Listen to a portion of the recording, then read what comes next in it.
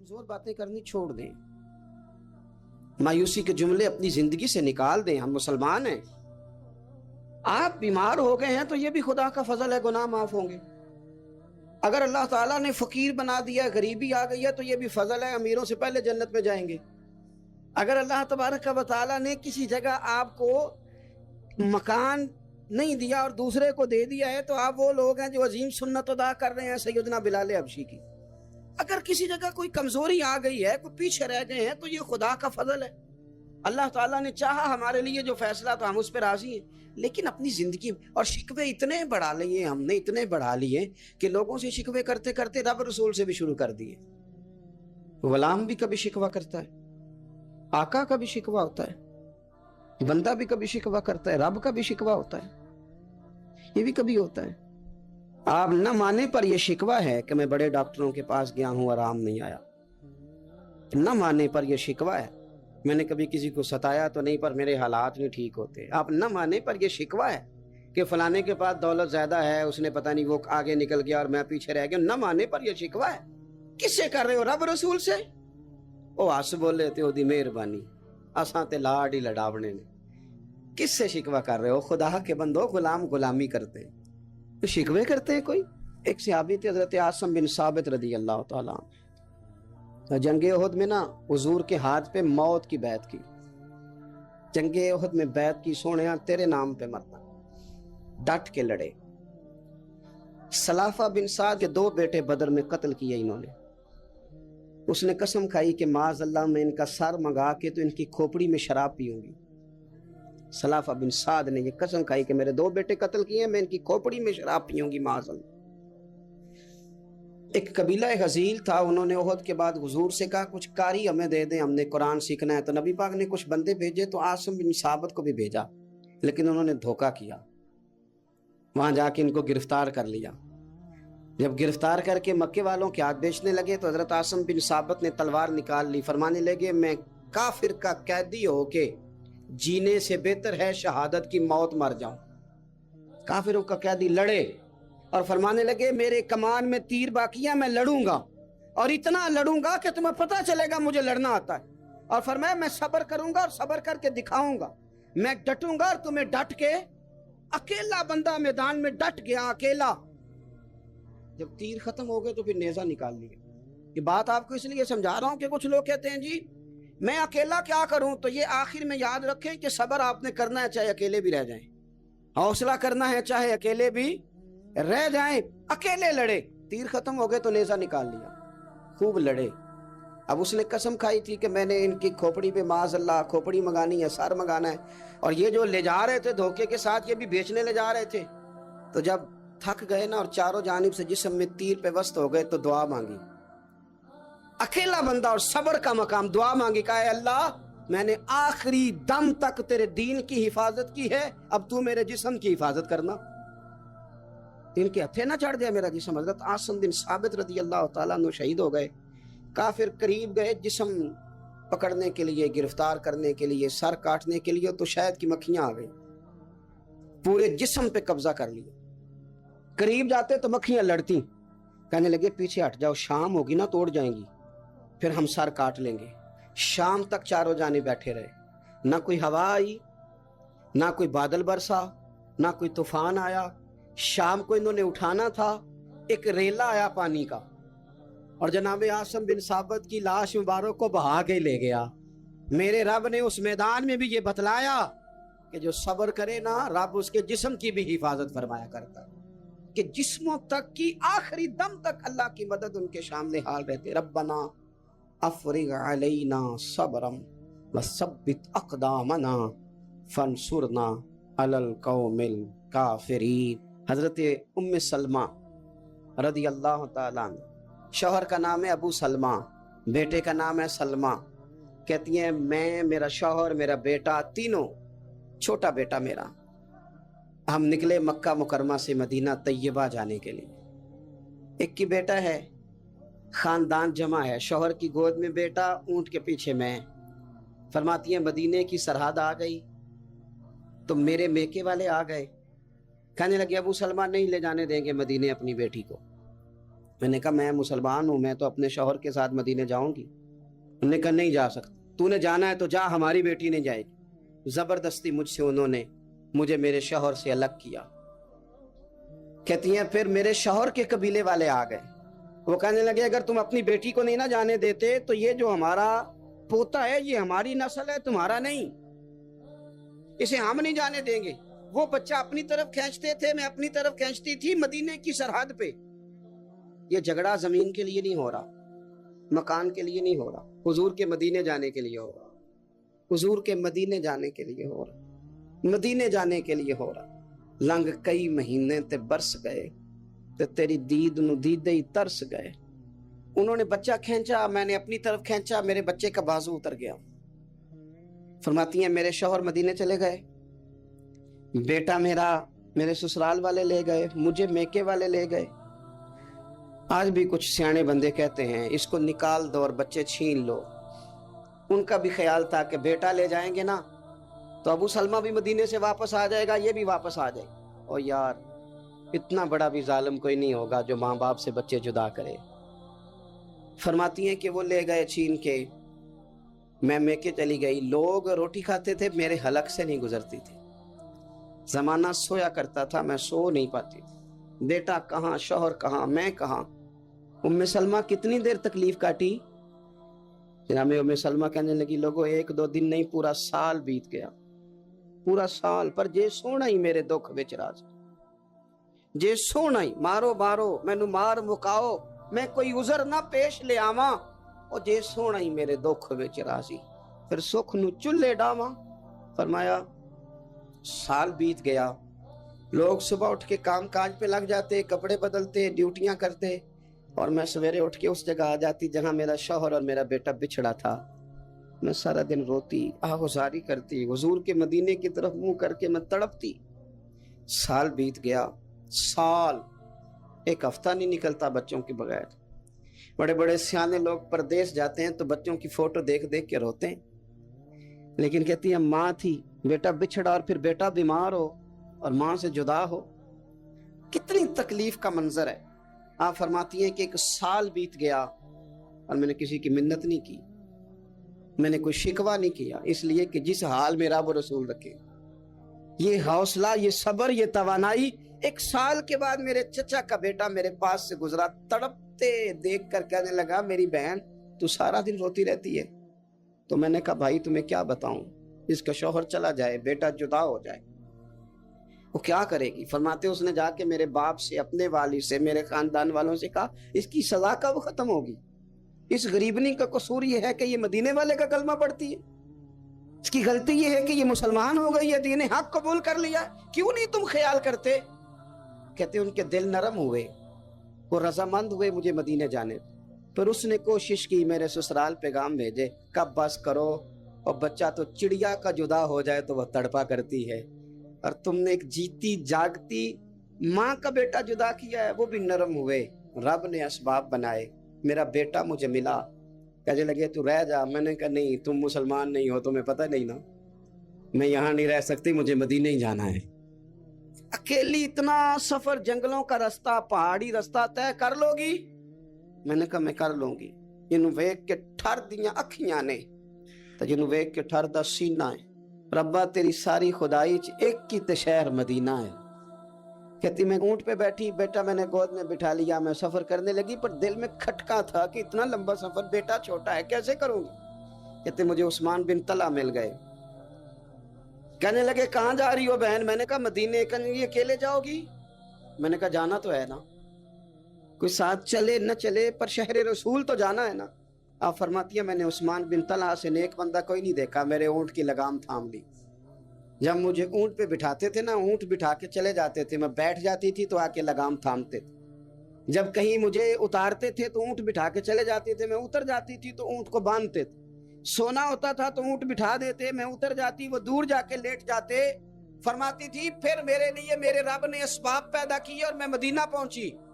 میں شوہر سے ملی, اور لوگوں میرے نصیب دیکھو, میں رہنے کہاں لگی, حضور کے مدینے میں, شہر رسول میں, شہر رہ پائے نظر ہوش میں آ. یہ کوہ نبی ہے, میں حضور کے حرم کی زمین اور قدم رکھ کے چلنا. ارے سر کا موقع ہے او جانے والے مدینے کے خطے، خدا تجھ کو رکھے غریبوں فقیروں کے ٹھہرانے والے. کہتی ہے میں وہاں بسنے لگی. آپ فرماتی ہیں مسلمانوں شاید مجھ سے زیادہ تکلیف کسی نے نہ سہی ہو، پر دیکھو 1 سال پورا میں تکلیف میں رہی، اور جب میرا صبر سال کو پہنچا، صبر کی عمر 1 سال ہوئی، تو پھر رب نے بندوبست کیا. پھر میرے گھر والے بھی نرم ہو گئے، سسرال والے بھی نرم ہو گئے، رب نے میرے آنے جانے کے لیے ایک بندے کا بندوبست بھی فرما دیا. پھر میرا شوہر تک بھی میں پہنچ گئی، مجھے مدینہ الرسول بھی نصیب ہوا. 1 سال میں نے صبر کیا تھا، رب نے مجھے مستقل مدینے کا ٹھکانہ عطا فرما دیا. لیکن جو بندہ صبر ہی نہ کر پائے، جو صبر ہی نہ، جو کہ جی بڑی دور سے آیا ہوں، بڑی دیر ہو گئی، بڑا ٹائم ہو گیا، کب جا کے مسئلہ حل ہوگا، وہ جو آپ نے بتایا تھا وہ تعویذ کب اثر کرے گا، وہ دعا کب قبول ہوگی، وہ فلانا معاملہ کب، بھئی یہ ڈیٹ تو آپ کو رب رسول ہی دے سکتے ہیں. بندہ تو کوئی اطلاع ہی دے گا، پیغام ہی دے گا، دعا ہی کرے گا. اگر زندگی میں حوصلہ ہی نہیں ہوگا، اگر آپ کو یہ قرار ہی نہیں آئے گا، ٹھہرنا ہی نہیں آئے گا کسی میدان میں.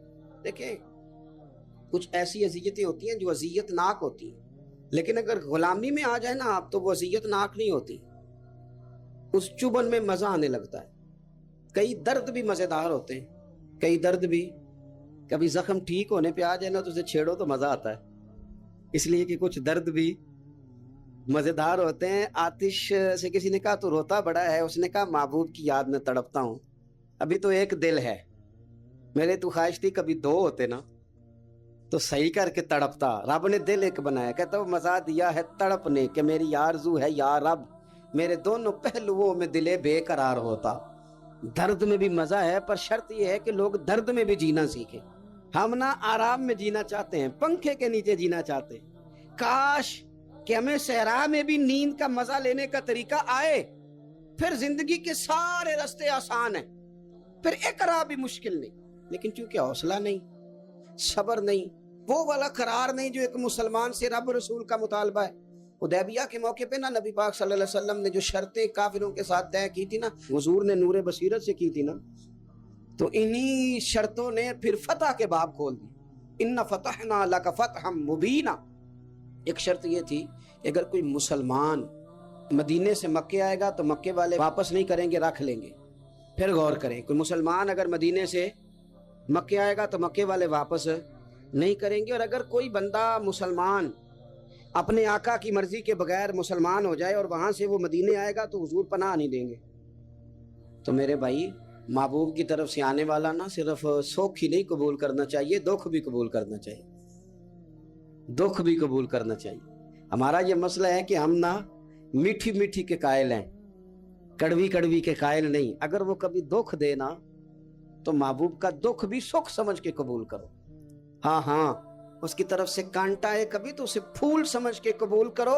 وہ چبھے گا نہیں، انشاءاللہ مزہ ہی دے گا، وہ قبول تو کرو نا. تو اب حضرت ابو بصیر رضی اللہ تعالیٰ عنہ ایک صحابی تھے، ایک تو حضرت ابو جندل رضی اللہ تعالیٰ عنہ تھے نا، تو وہ تو حدیبیہ میں آ گئے. حضور مجھے لے جائیں، تو نبی پاک نے فرمایا میں نے وعدہ کر لیا ہے. ان کو بھی حضور نے واپس بھیج دیا. اور یہ بیچارے نا اپنے آقا کی جیل توڑ کے مکے سے بھاگ کے مدینے آئے. یا رسول اللہ مجھے قبول کر لے، میں بھاگ آیا ہوں، وہ بڑا ظلم کرتے ہیں، مارتے ہیں، تکلیف دیتے ہیں. وہ آئے تو ادھر سے نا اس کے مالک نے 1-2 بندے بھی بھیج دیے رکا دے کے کہ یا رسول اللہ آپ کا تو وعدہ تھا کہ آپ بندہ رکھیں گے نہیں. یہ آئے اور رکا بھی آ گیا. اب ذرا منظر کو سمجھے. ہمارا تو یہ مسئلہ ہے کہ کہتے ہیں کہ میری 99 باتیں مانی ہیں، ایک نہیں مانی، لہذا میرا تعلق ہی کوئی نہیں.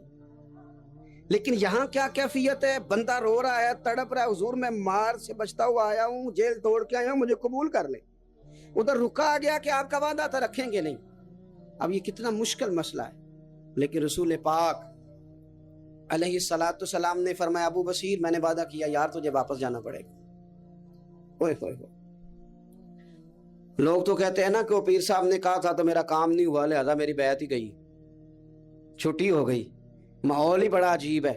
حضور نے فرمایا واپس جا، لیکن جے کر یار دے نام دا ملے مینا، پھر انہوں چولی پا لئیے مینے نو پنجے سٹیے نا. جے کر یار دے نام دا، سامنے والے نے تانا سمجھ کے دیا تھا پر یار کے نام کا تھا نا. اس نے کہا لا صحیح سونے کے نام کا ہے نا, تانا ہوا تو کیا ہوا, جے کر یار دے نام دا ملے مینا انہوں چولی پا لئیے پنجے سٹیے نا, تے جے کر یار دے نام دی ملے سولی پھر جھوٹا جھوٹ لئیے تے پیچھے ہٹیے نا, جھوٹا جھوٹ لئیے. اب لکھنے والے کا بھی اپنا انداز ہے نا, کہتے ہیں یہ بھی میرے لیے جھولا ہی ہے, یہ بھی آرام کی جگہ ہی ہے, جھوٹا جھوٹ لئیے تے پیچھے ہٹیے نا. حضرت ابو بصیر رضی اللہ تعالیٰ عنہ سے حضور نے فرمایا واپس جانا ہے, کہ سونے ٹھیک ہے, کوئی شکوہ نہیں, کوئی گلہ نہیں, یہ بھی میرے محبوب کا حکم ہی ہے. اور کیا بات ہے, میرے نبی وعدوں کے پکے ہیں, کیا بات ہے, حضور نے جو کہا کر کے دکھایا. کہتے ہیں میں واپس جا رہا تھا, ایک دو بندے ساتھ تھے, جب مدینے کی حد گزر گئی نا, حضور نے تو کہا تھا نا مدینے میں پناہ نہیں دینی, تو میں نے اس سے کہا یار تلوار بڑی سونی ہے ذرا دکھانا. اس نے دکھائی تو ایک کی میں نے گردن کاٹ دی, دوسرا ویسے ہی بھاگ گیا. اب بھاگ کے حضور کے پاس آیا, جی اس نے تو مار دیا. تو سرکار فرمانے لگے میں نے تو وعدہ پورا کیا تھا نا, تم سے نہیں سنبھالا گیا تو معاملہ تمہارا ہے. اب حضرت ابو بصیر رضی اللہ تعالیٰ نے واپس آئے, عرض کی حضور اب میرے لیے کیا حکم ہے؟ حضور نے فرمایا میاں حکم وہی ہے, مدینے میں ہم نہیں رکھ سکتے. تو مدینے میں صحابہ تھے نا, حضور کی باتوں سے خوشبو لیتے تھے, مدینے میں نہیں رکھ سکتے.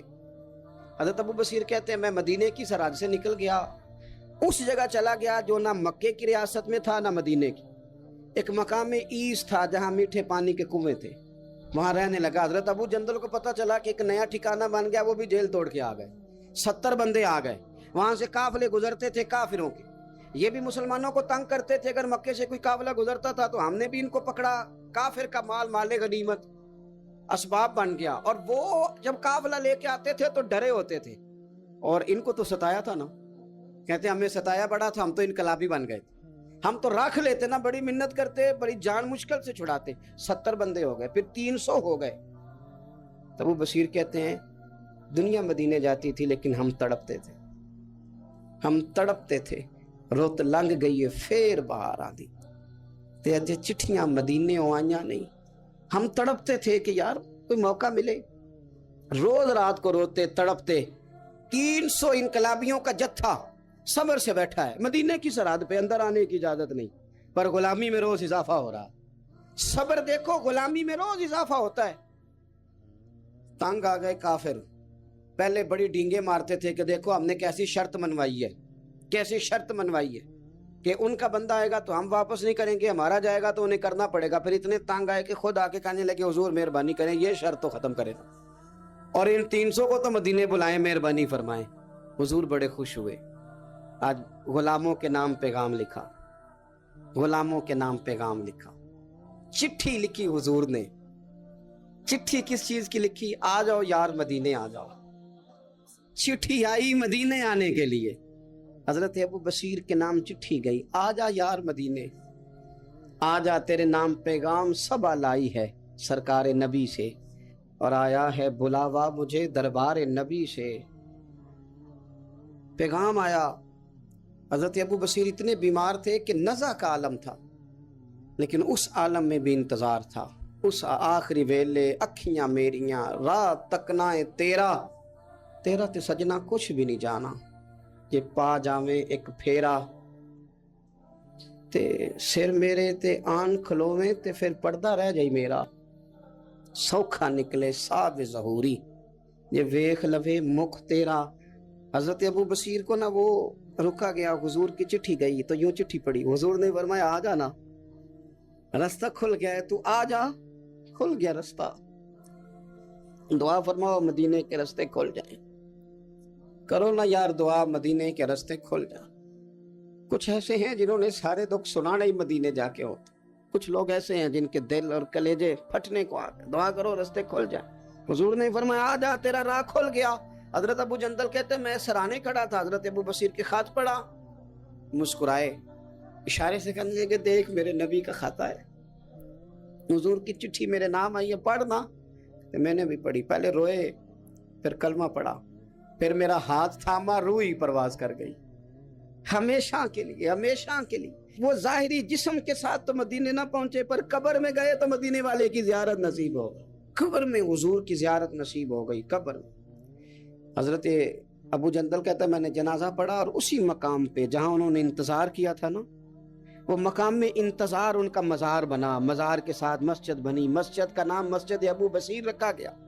انہوں نے اس انتظار میں جان دے دی، پر صبر کیا، شکوہ نہیں کیا۔ یارو اتنی شکایتیں، اتنے شکوے، ایک بات میرا اور کرنے کو دل کر رہا ہے، آپ ذرا تھوڑا سا اپنے ارد گرد ماحول کا جائزہ لیجئے گا، آپ کو محسوس ہوگا کچھ لوگ بہت تیز ہیں، بہت پھرتیلے ہیں، سوسائٹی کے اندر جتنے چلن ہیں ان سب سے وہ آگاہ ہیں، زمانے کی پیچ و تاب کو پورے طور پر جانتے ہیں، کس وقت کون سا مال خریدنا ہے، کون سا بیچنا ہے، ہر چیز سے انہیں پوری شناسائی، کس محفل میں جا کے کون سا رنگ اختیار کرنا ہے انہیں سب پتا ہوتا ہے۔